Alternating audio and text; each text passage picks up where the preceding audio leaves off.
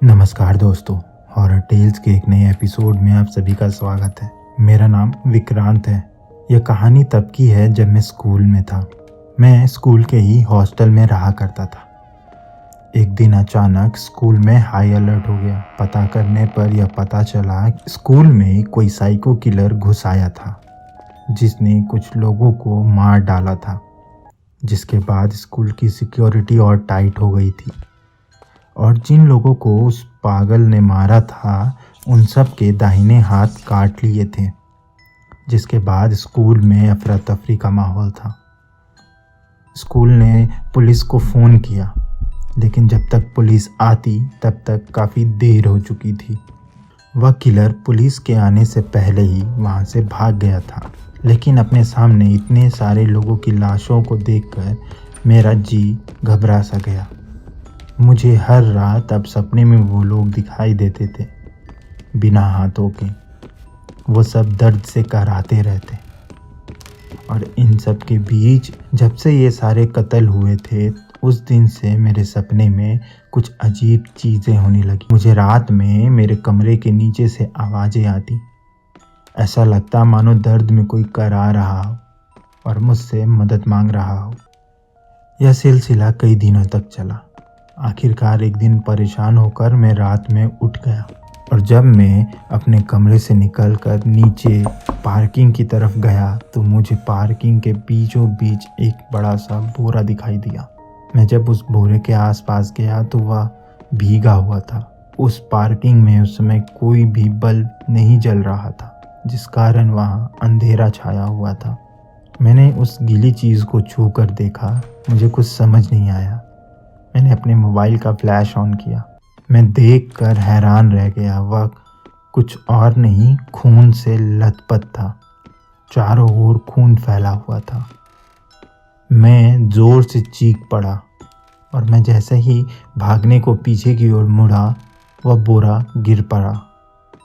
उसके गिरते ही उसमें से एक हाथ बाहर की ओर लुढ़क कर गिरा।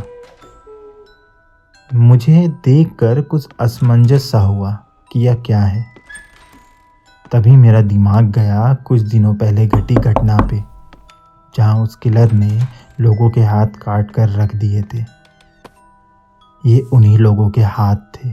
मैं वहाँ से भागना शुरू किया और जैसे ही मैंने वहाँ से भागने की कोशिश की, वे हाथ मेरी ओर बढ़ने लगे।